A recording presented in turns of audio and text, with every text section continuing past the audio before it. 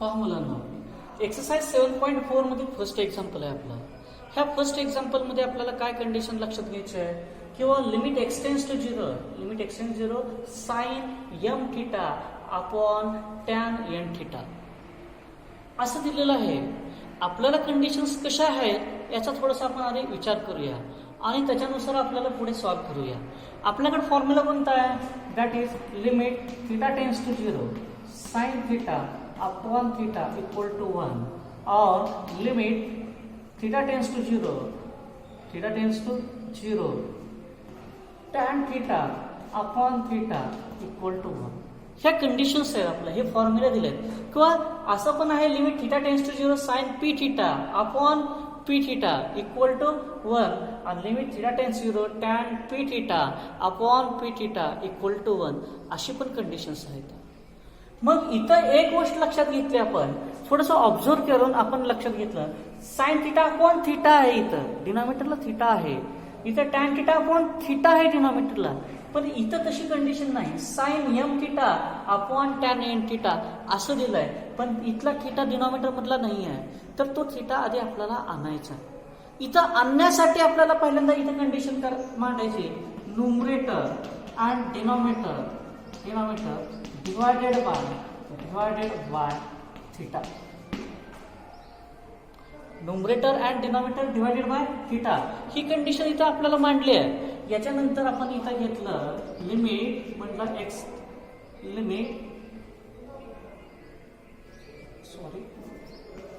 Limit theta tends to zero, limit बघा, limit theta tends zero sine m theta upon tan n theta, numerator and denominator divided by theta. ह्या conditions आपण इथं clarification केल्या. Then पहा, आता पुढे जाताना आपल्याला काय लक्षात घ्यायचं आहे, आपण numerator and denominator divided by theta म्हटलंय, त्यानुसार आपण काय म्हटलं, sine m theta upon theta whole divided by tan n theta upon theta. ही कंडिशन आपण लक्षात घेतली. काय केलं, numerator and denominator divided by theta, म्हणजे आपण येताना इथं एक्झाम्पल मध्ये limit theta tends zero sine m theta upon tan n theta होता. फॉर्म्युलेची आपण कंडिशन बघितली तर काय, sine theta upon theta equal to 1 और tan theta upon theta equal to काय 1 कंडिशन्स दिली आहे. त्यानुसार मी न्यूमरेटर आणि डिनॉमिनेटर डिवायडेड बाय थिटा ह्या फॉर्म मध्ये घेतलं. मग आता न्यूमरेटर आणि डिनॉमिनेटर डिवायडेड बाय थिटा घेतल्यानंतर माझ्या पुढच्या स्टेपला पहा, इथं मी असं म्हणणार limit theta tends to zero. आता माझ्याकडे इथं व्हॅल्यू थिटा आहे, theta tends to zero in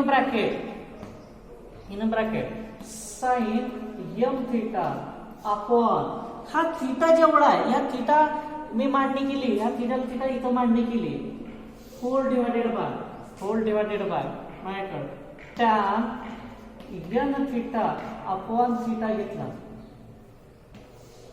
आता माझ्याकडे कंडिशन काय मांडायची आहे, मला पहा, कंडिशन मांडताना माझ्याकडे काय कंडिशन मांडायची आहे ती लक्षात घ्या, की बाबा माझ्याकडे अशी कंडिशन मांडायची आहे की इथं एम थिटा अपॉन थिटा, इथं एन थिटा अपॉन थिटा, इथं नुसतं थिटा आहे, इथं जेवढा थिटा असेल तेवढा थिटा ह्या डिनॉमिनेटरला ह्या ठिकाणी असायला पाहिजे, असेल तरच आपल्याला व्हॅल्यू 1 लिहिता येते. मग आपण काय करणार, इथं एम थिटा अपॉन थिटा आहे, मग इथं इथल्या न्यूमरेटरला आणि इथल्या डिनॉमिनेटरला एमनी काय करायचं, मल्टिप्लिकेशन करायचं. व्हॅल्यू चेंज होत नाही, व्हॅल्यू चेंज करायची नाही त्या ह्याची, फक्त आणि फक्त आपण कशाने मल्टिप्लाय करणार, एमनी मल्टिप्लाय करणार. म्हणून इथं इंटू, इथं व्हॅल्यू घेतली इंटू एम आणि इंटू एम. त्याच पद्धतीने इथं एन थिटा अपॉन थिटा, इथं जेवढा पाहिजे तेवढाच इथं पाहिजे, लक्षात घ्या. मग इथं एन थिटा अपॉन थिटा आहे म्हटल्यानंतर इथंही यांनी मल्टिप्लाय केलं आणि इथंही यांनी मल्टिप्लाय केलं. पहा, यांनी मल्टिप्लाय केलं. मग या दोन्हीकडे इथे व्हॅल्यू आपण मांडल्या आणि पुढच्या स्टेपला मी काय करणार, प्रत्येकाला सेपरेट लिमिट देणार, न्यूमरेटरला सेपरेट लिमिट देणार, डिनॉमिनेटरला सेपरेट लिमिट देणार. त्यानुसार इथं म्हटलं limit theta tends to 0, theta tends to 0 in bracket sine m theta upon m theta into m राहिलं divided by limit theta tends to 0 in bracket tan n theta upon n theta into the n I.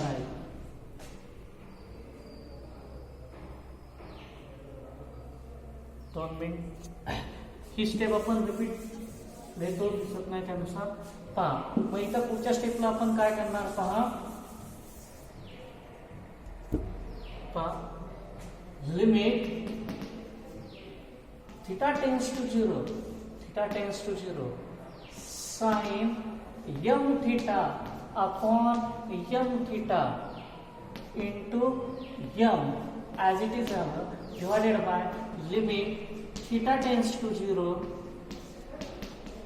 tan n theta upon n theta into n he values आहे. आता पुढच्या स्टेपला पहा. आता पुढच्या स्टेपला काय करणार पहा.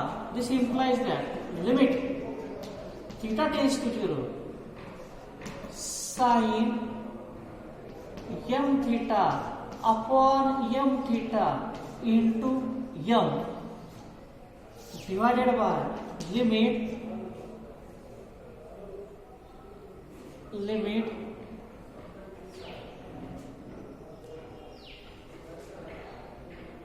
पहा एक minute.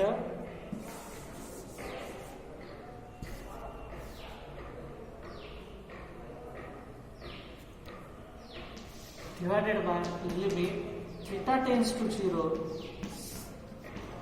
tan n theta upon n theta into n.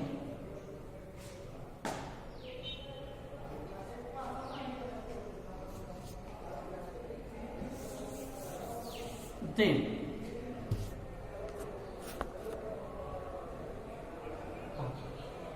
that is equal to आता m theta पण m theta, n theta पण n theta, त्याची व्हॅल्यू किती झाली 1 आहे. that is equal to 1 into m upon 1 into n, that is m by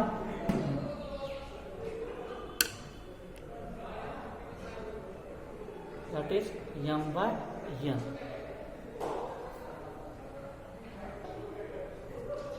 पहा म्हणून दुसऱ्या एक्झाम्पल मध्ये काय दिलं आहे. Limit theta tends to 0 1 minus cos theta upon theta square. 1 minus cos theta upon काय भेटलं theta square. That is equal to limit theta tends to 0 इथं आपण घेतलं 1 minus cos two theta upon theta square as it is. आता पुढच्या स्टेपला इथं लक्षात घ्यायचं 1 minus cos two theta equal to 1 minus cos two theta that is equal to 2 sine square theta. 2 sine square theta 1 minus cos two थिटाचा formula काय तुमचा 2 sine square theta आहे. म्हणजे 1 मायनस कॉस थिटा आपल्याला इथली व्हॅल्यू भेटली. काय value भेटली 2 साइन स्क्वेअर थिटा ही व्हॅल्यू आपल्याला भेटली आहे. आणि ही व्हॅल्यू आपल्याला गिव्हन फंक्शन मध्ये इथं काय करायचे पुटअप करायची आहे. पहा that is equal to limit theta tends to 0. This implies that 1 minus cos theta 2 sin square theta upon theta square. नीट समजून घ्या, इथलं महत्वाचं आहे.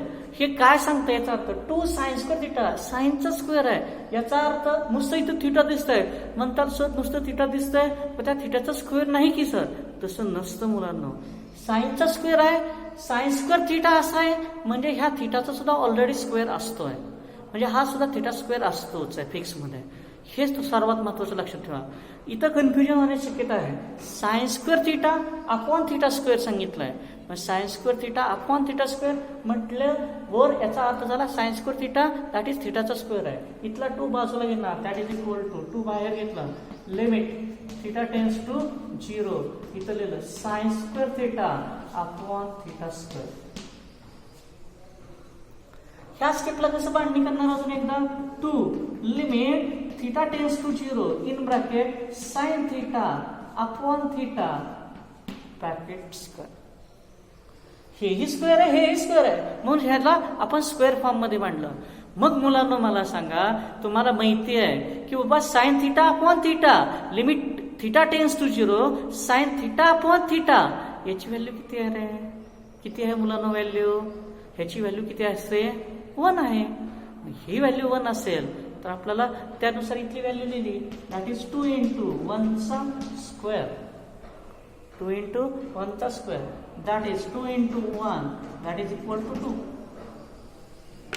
That is equal to 2.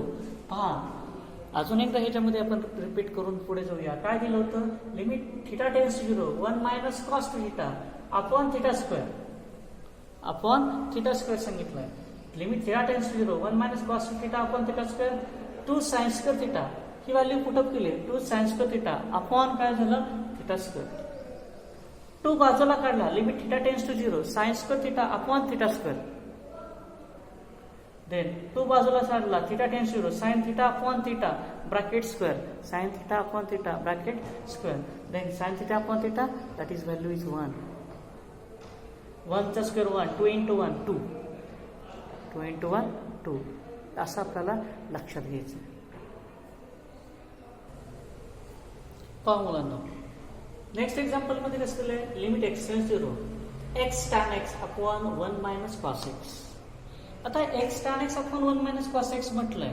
आता एक्स टॅन एक्सची आपल्याला कंडिशन्स प्रॉपर माहिती आहे की बाबा x tan x upon 1 minus cos x. 1 minus cos एक्सचा formula that is 2 sine square x by 2. लक्षात ठेवा आपल्याला माहिती 1 minus cos 2x equal to 2 sine square x आहे. 1 minus cos 2x equal to 2 sine square x आहे.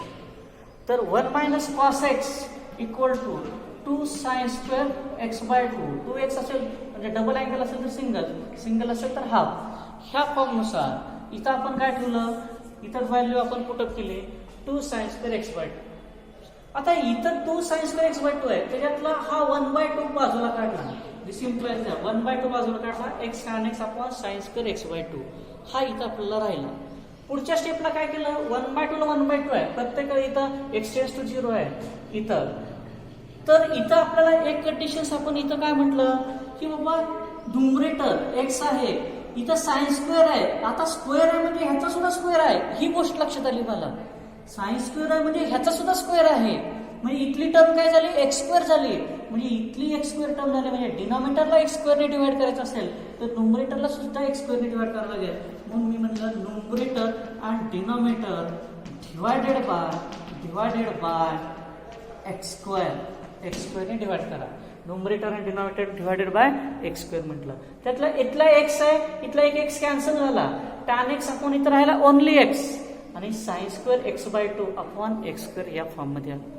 आता पुढच्या स्टेपला बघा, दिस इम्प्लाइज दॅट 1/2 आहे, इथं 1/2 आहे, ते 1/2 limit x tends to 0 in bracket राहिलं काय tan x upon x divided by sine square x by 2 upon x square.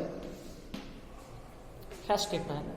आता इथं आपल्याला सॉल्व्ह करायचं आहे. कसं सॉल्व्ह करायचं आहे पहा पुढच्या स्टेपला. आता आपण काय करणार, दिस इम्प्लाइज दॅट इथं 1/2 ला 1/2 ऍज इट इज आहे, प्रत्येकाला सेपरेट लिमिट दिलं, limit x tends to 0 in bracket tan x upon x whole divided by इथं लिमिट एक्स टेन्स टू 0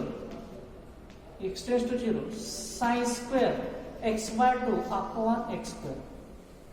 आता इथं लक्षात ठेवायचं साइन स्क्वेअर आहे, नीट बघा बरं का, ही स्टेप फार महत्वाची आहे. मला इथं क्लिअरिफिकेशन करतो मग पुन्हा इथं साइन स्क्वेअर एक्स बाय 2 याचा असा अर्थ आहे, साइनचा तर स्क्वेअर आहे म्हणजे ह्या सुद्धा ह्याचा स्क्वेअर असतो, म्हणजे एक्स बाय 2 चा स्क्वेअर जर केला तर ऍक्च्युअल एक्स स्क्वेअर बाय 4, म्हणजे ही जी टर्म आहे इथली जी टर्म असते ही स्क्वेअर बनल्यानंतर एक्स स्क्वेअर बाय 4 आहे. टर्म काय आहे एक्स स्क्वेअर बाय 4. नीट समजून घ्या, मी अजून एकदा क्लिअरिफाय करतोय. तुम्हाला की बाबा साइन स्क्वेअर सांगितलंय, साइन स्क्वेअर x/2 असं म्हटलंय, याचा अर्थ साइनचा स्क्वेअर आहे, याचा अर्थ ह्याचा सुद्धा स्क्वेअर असतो आणि ह्याचा स्क्वेअर म्हणजे काय, x/2 चा स्क्वेअर म्हणजे x²/4. ऍक्च्युअल मध्ये ही व्हॅल्यू म्हणजे कोणती, x²/4 आहे. ऍक्च्युअल ही व्हॅल्यू म्हणजे काय, x²/4 आहे. कोणती ही व्हॅल्यू. मग इथं x² आहे, x² ला x² इथं दिसतंय, अपॉन 4 आहे, पण इथं डिनॉमिनेटरला 4 नाही आहे, तर ते 4 आपल्याला आणायचं आहे. म्हणून आपल्याला इथं कंडिशनला मांडणी करणार. कशी मांडणी करणार, इंटू 1/4 इंटू 1/4. की 1/4 कुठून आला, हा मोठा प्रश्न पडेल. हा x/2 आहे, x/2 त्याचा स्क्वेअर x²/4 आहे, ही x²/4 ही टर्म आहे, हा डिनॉमिनेटरला ही सेम करायचा आहे. म्हणून इथं 1/4 ने मल्टिप्लाय केला, मग इथं सुद्धा आपण काय केलं, 1/4 ला मल्टिप्लाय केलं. दिस इम्प्लाइज दॅट 1/2 ला 1/2 लिमिट एक्सटेंड्स टू 0. आता पहा, लिमिट एक्सटेंड्स टू 0 इथं आपण घेतलं tan x अपॉन x या फॉर्म मध्ये डिवायडेड बाय, पहा limit x tends to 0 sine square x/2 upon x²/4 into इथलं 1/4 ला 1/4. नेक्स्ट स्टेपला पहा. आता पुढे काय करायचं ते जरासं व्यवस्थित पहा आपल्याला. आता पुढे काय करणार, 1/4 भेटला, इथं 1/2 ला 1/2 ऍज इट इज आहे.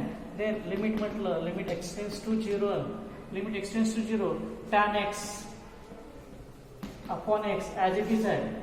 दिस इम्प्लाइज दॅट देन इथं x² आहे, ह्याला मांडणी करणार व्यवस्थित. कशी मांडणी करतो बघा, limit x tends to 0 in bracket, इथंही स्क्वेअर आहे, इथे स्क्वेअर आहे, त्याला असं लिहिलं sine x/2 upon x/2 bracket square. याचा स्क्वेअर केला म्हणजे x²/4 आहे, ह्याचा स्क्वेअर केला म्हणजे x²/4 इंटू व्हॅल्यू काय राहिली 1/4. आता आपल्याला माहिती limit x tends to 0 tan x upon x that is value 1 आणि limit x tends 0 sine x/2 upon x/2 that is value 1. That is equal to, this implies that 1/2 into 1 upon, पहा 1 चा square into 1/4 into 1/4. This implies that इथं 1/2 आहे, याचा reciprocal झाला 4/1 that is 2 1 चा 1 2 2 चा 4. दिस implies that answer काय आलं तुमचं 2 आलं. म्हणजे आपल्याला या पद्धतीमध्ये आपल्याला कसं करायचं, एक्झाम्पल्स काय करायचे, सॉल्व्ह करायचे. लक्षात घ्या, इथं आपलं एक क्वेश्चन नंबर फर्स्ट आपण काय केला, कम्प्लीट करतोय. क्वेश्चन नंबर फर्स्ट मध्ये एक एक्झाम्पल आहे, ते तुम्ही सॉल्व्ह करू शकता. ओके.